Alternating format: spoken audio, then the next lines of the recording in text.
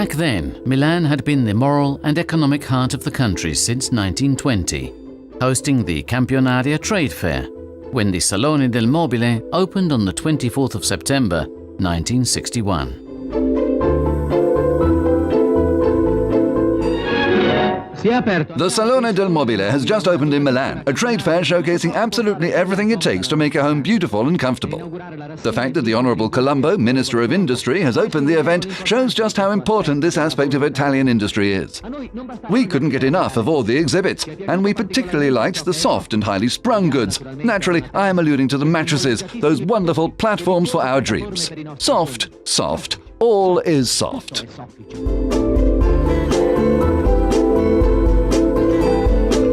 A piece of post-war Italian industrial history that already contained all the elements of what was to become the world of Italian furnishing, recognized and increasingly coveted all over the world. The pioneers were a group of furniture makers, members of the professional body Federlegno, keen to find a new way to export their products. 328 exhibitors ranged over 11,000 square meters at first. Compared with the present day, these figures elicit smiles and pause for reflection. 2,500 attendees at the latest editions, ranged over almost 230,000 square meters. 12,000 curious visitors in 1961, rising to more than 300,000, the so-called Salone people, gathered from all four corners of the earth, no less than 160 countries. Dizzying growth that has made the Salone del Mobile the undisputed showcase for the furnishing world.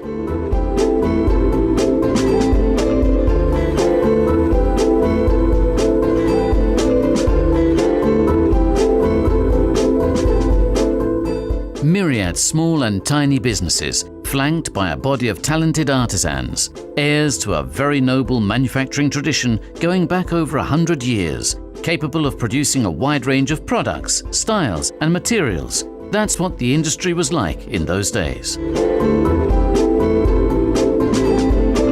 A strong system, but one as yet unaware of its own possibilities. A system that was already culturally affirmed, that had consigned rationalism to the history books with quality products and important architect designers.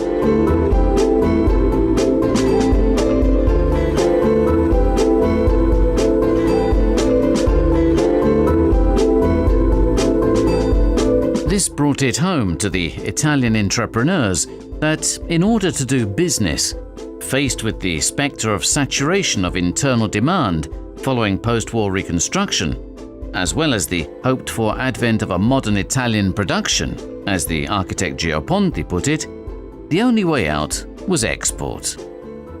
But the small Italian producers couldn't tackle this alone.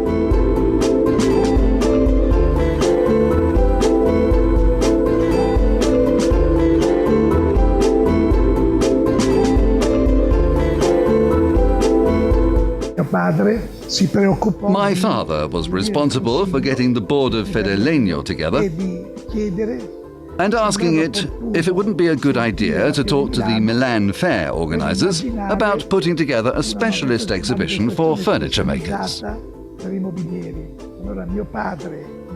And so my father, together with Mr. De Bagis, went off to the trade fair. And when my father put it to him, Franchi said, "You're mad. If you try and put on an exhibition all on your own, no one will come. You must come to the big fair, the Campionaria trade fair in April. Lots of furniture makers come. Spread out. I'll give you all the space you need, special prices. But don't even think of putting on an exhibition that doesn't have a chance of success." So my father took this on board, but he was firmly convinced that actually it made sense. So when they got home, they said, "The trade fair didn't take us seriously, but we don't care. We're cracking on with it." And that's how the Salone started. So the request made by that group of furniture manufacturers turned out to be more than far-sighted. The Salone del Mobile has told the story of Italy during the economic boom of the 60s, testament to the enthusiasm and desire for renewal. Italian design and its masters. It was here that the iconic Made in Italy pieces were exhibited for the first time. It wasn't long before the Salone del Mobile became the global benchmark. A specialist yet heterogeneous fair, symbol of an entire method of working, an industrial tool and an extraordinary promotional vehicle.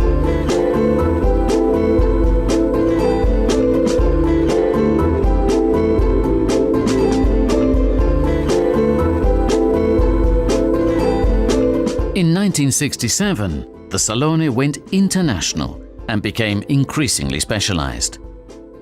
This led to Eurocucina and Euroluce, the biennial kitchen and lighting exhibitions in 1974 and 1976, forums where ideas, design, technology and innovation came together. In 1982, EMU, now Workplaces 3.0, Salone Ufficio, and dedicated to the workplace, was launched, followed in 1989 by the International Furnishing Accessories Exhibition, rounding off the compendium of domestic furnishing. In 1998, it was the turn of Salone Satellite, the acknowledged launchpad for young designers and a point of reference for companies on the lookout for geniuses of the future. Finally, in 2006, the biennial International Bathroom Furniture Exhibition came into being, held in tandem with Eurocucina, generating full synergy in terms of product research and development. That was how the Salone del Mobile came to embrace the entire home furnishing system, representing all types of domestic furnishing and all possible styles, from classic to design to modern and trend-setting. The Salone del Mobile is the biggest showcase there is for design, and we're expecting to reaffirm our leadership, as we do every year. As always at Euroluce, we will see the very best of Italian manufacturing and know-how, which is perhaps the most important thing. Bathroom manufacturers have put their money on the Salone del Mobile because it has been and still is, and let me say will unquestionably continue to be, the best platform for driving up our export sales. Salone Ufficio undoubtedly does a huge amount to help firms find their way out of this crisis. The range of products is more diversified than ever, and it provides an objective and extremely cross-cutting picture of what the sector has to offer.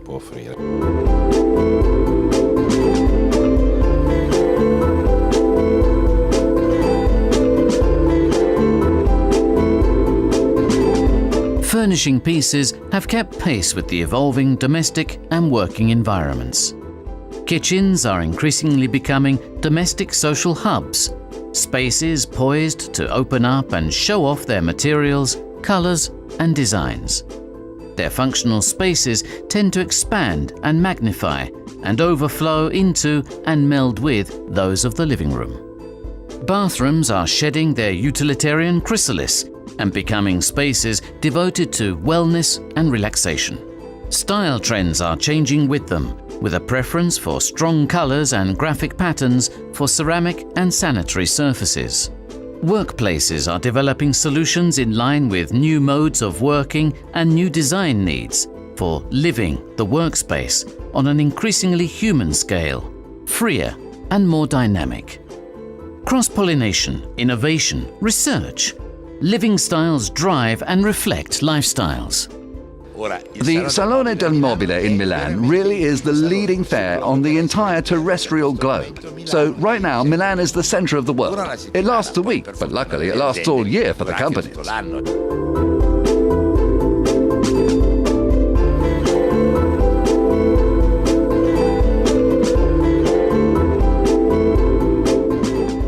In this way, the Salone del Mobile continues to foster new styles of living, revolutionary technologies and materials.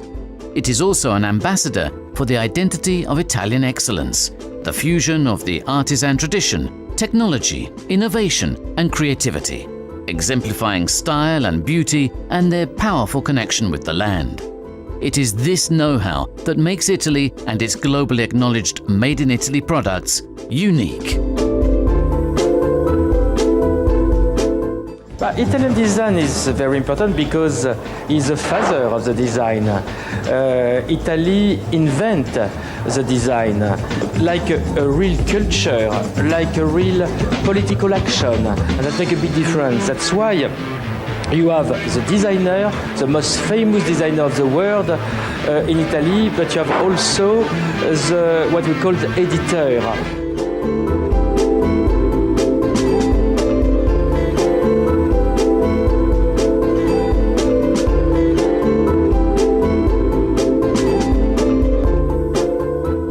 Since September 1961, the Salone del Mobile has grown along with and thanks to its city, which had, as it still has today, a wealth of consolidated artisan tradition behind it. Milan thus began to evolve into the capital of furniture and furnishing, a jewel in the crown of international design. It's the only event, actually I think it's the event, that shows off what Milan aspires to be. The only time Milan truly becomes exactly the place we want it to be. Milan's the capital of creativity and design. Moreover, it's the hub of Europe. Northern Europe and Southern Mediterranean Europe included. This new Milan built a new home for the Salone del Mobile in 2006, in Massimiliano Fuksas's technologically cutting-edge Raw Fairgrounds. A functional and welcoming showground, clearly and rationally laid out. A space that enables the 2,500 exhibitors and 300,000 visitors to interact comfortably. I think this is a really international edition. Masses of people have come from many different countries. There are some great companies, and this isn't the first time we've come. Well, I think the Salone Satellite is really interesting. There are lots of young people, and the level of creativity really makes it stand out. The consistently high quality of the furnishing is a driving force for the city of Milan, and the evolution of the city and all the parallel events are fundamental.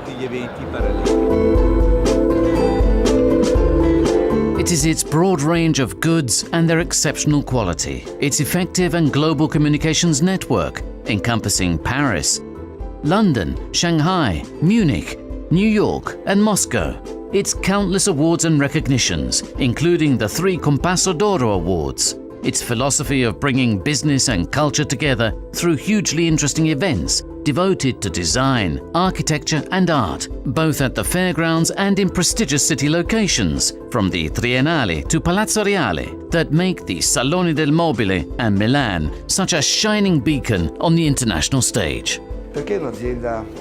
Why should companies come to the Salone del Mobile in Milan?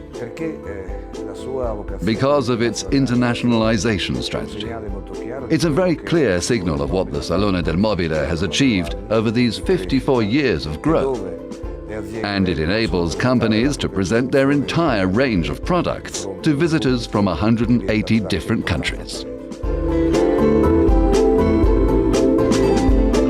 A totally winning formula for all those whose lives revolve around the world of design and the global art of living.